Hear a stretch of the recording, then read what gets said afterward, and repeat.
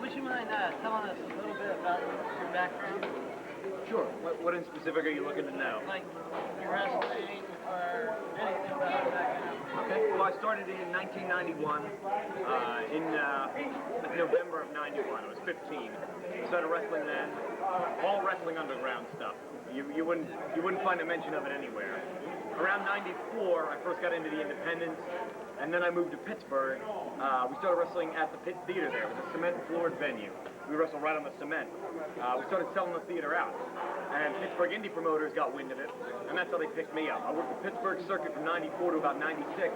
Then I moved back home to Reading, Pennsylvania, which is about an hour outside of Philly. They picked me up there. I started working for PCW, ECWA, which are mainstays of the independent scene up in the Northeast. Working guys like Billy Kidman, Ace Darling, Reckless Youth, and that's how at least my name started getting out there.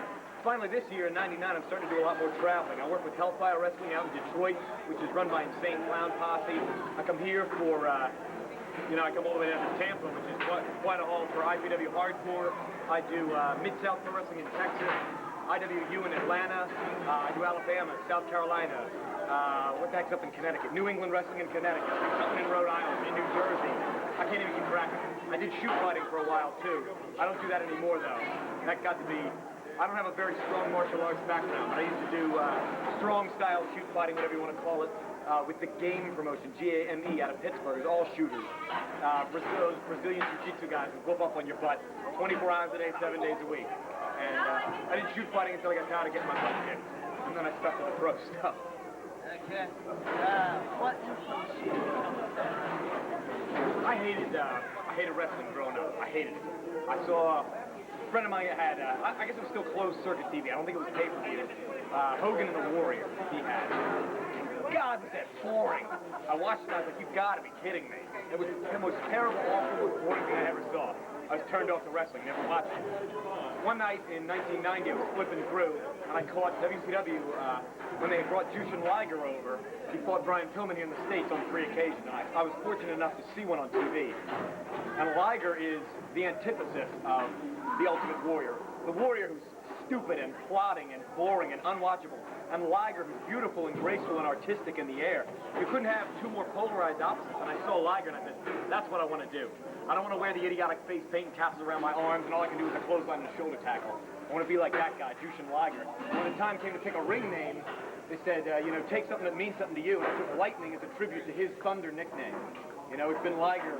He's the most inspirational in my career, the most influential. He's the best in the world. How was that for a rant? Since breaking into the business, what do you consider your biggest achievement to this date? Probably the biggest night for me in wrestling was in July of '98 up at Steel City Wrestling.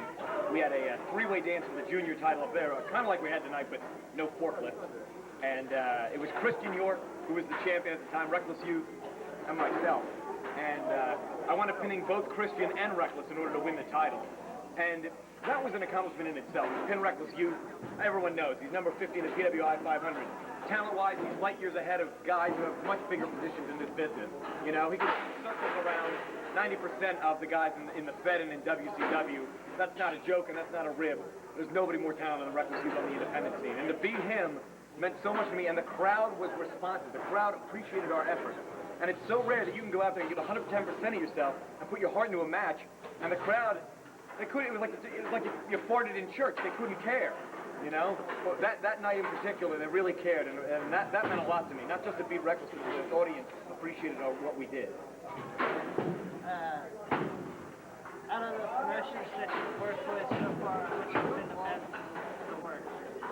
I'll answer the second part first. The worst promotion I ever worked for is based in Pittsburgh. It's called United States Championship Wrestling, and it's run by a guy who we call $5 Sal.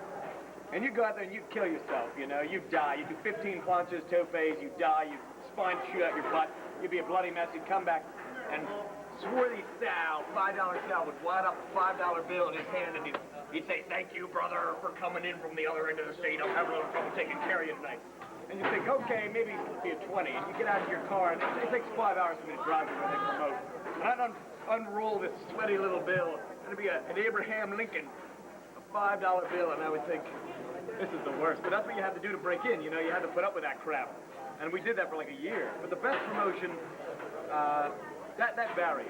I mean, I appreciate what they've done for me here in IPW Hardcore. They brought me a long, long way, you know, on a gamble. They didn't know, I mean, I could have been the worst guy or the best guy. But they had faith in me, and that meant a lot to me. Steel City fans are super appreciative of me, and I love them to death for that. PCW fans are fantastic. I had some of the best work of my career is in PCW. There's a lot more groups I like working for than that I dislike, you know? I guess I wouldn't be doing it otherwise. Yeah. Okay, if you were to compare your in-ring style to one or more of the well-known wrestlers, who would you compare it to and why? That's a good question.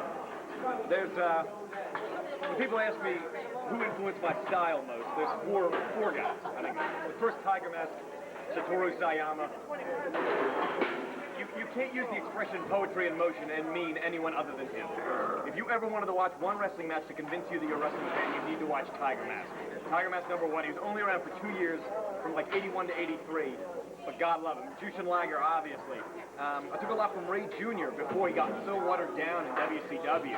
You know, they made Rey Mysterio Jr. the most uninteresting guy on the block, and he was phenomenal for the longest time. And Dos Caras is one of the most overlooked luchadors. He's the brother of Mil Mosman. God love the guy. He's 60 years old, and that guy can go better on the mat than anybody. People talk Bret Hart, Kurt Hennig. Oh, they're mat technicians. Kiss my rear end. Watch Dos Caras. There is no one better on the mat than that 60-year-old man. He's phenomenal. Somewhere in between Tiger Mask and Liger and Ray Jr. and Dos Caras is where I like to think I am, you know? But you'll be the judge of that. Knowing that you frequent the internet, what is your opinion on the effect of the internet on pro wrestling? I've had both good and bad experiences with the internet. I had an experience not long ago where someone put terrible comments about a promoter named Les Thatcher and basically signed my name to it. And I had a world of trouble trying to clear that up. I mean, that was a nightmare for me. On the other hand, it puts the word out. I mean, guys like you would never ever hear of a guy like me if it weren't for things like the internet, you know, and God bless like the Aftermags for putting my name out there. But the internet has made wrestling, independent wrestling, national. You can follow a guy who works in Pennsylvania when you live in Florida. And you can live in California and follow a guy who works only in Canada. That's the beauty of it. It's got its upside and its downside. And it's tough to say I love it, I hate it, you just take it for what it is. Okay. Knowing that you write a column for one of the London publishing magazines, what is your opinion on the internet sheets? Well, internet sheets, it's the same kind of thing. You're going to have good ones, you're going to have bad ones. You're going to have guys who will say anything to draw attention, you know, to their sheet. And you have guys who are committed to honest journalism and wrestling, like, and what a forgotten concept that's become. Everyone is different. It's impossible, I think, to stereotype or generalize. You can, for every good one, there's a bad one. You take the good with the bad. Okay. Out of the guys that you have wrestled so far, who in your There are a lot of guys who are super talented. You got to mention Reckless Youth on top of the pile, always. Dirty Don Montoya doesn't get half the press that either Reckless or I do, and that guy's phenomenal. There's no big man that can touch him. People talk Vader, people talk Bam Bam Bigelow. Forget it. Watch Don Montoya. There's nobody like him. He's fantastic. And just like tonight, Jeff Peterson, for being as young as he is and as new to the business, that kid puts his heart into it, and I can respect that when people put their heart into this business. So many people show up for the payday, you know, and that's what they're in it for. Jeff Peterson's in it for the love of the sport. That's what it's about. He puts his heart on the line, puts his body on the line for fans, you know. Some of these people tonight, you know, some were very appreciative, and some, you know, were taking a nap during the match. I think keep Jeff from killing himself. God bless Jeff Peterson for doing what he does. You know, Jet Jaguar puts it all on the line for these people. Everywhere I go, I meet somebody new. It's fantastic. I think I'll always put Records on top of the list. Where do you see yourself in 5 years? 5 years, God willing, Japan.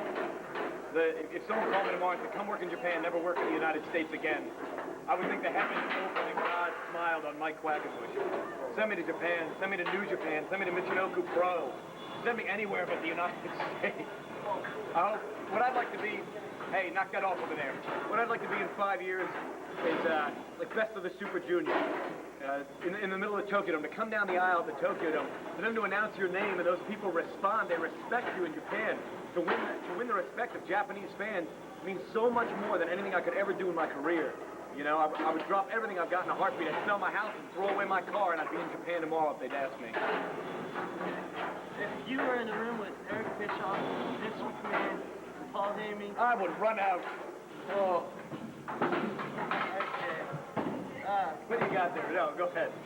Yeah, if you had an hour to tell yourself to do this, what would you say to make them sign you?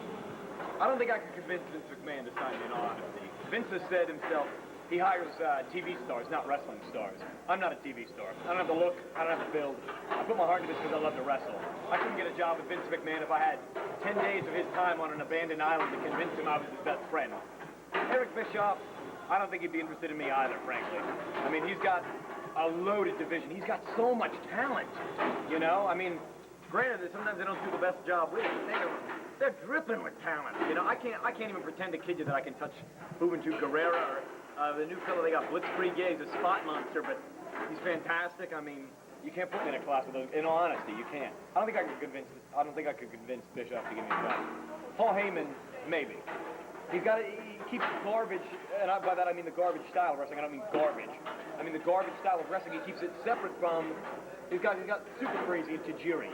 You know, he keeps them separate. He's like, we're gonna let these guys do their thing, and we're gonna let our other guys do their thing. And I think, especially, you know, they have Steve Corina, they have Supernova, guys like that I could work with. There's a chance there. But the other two, I think it'd be hopeless. You know, I'd get them to buy dinner. Is Mike Quackenbush capable of going big time? Not in America.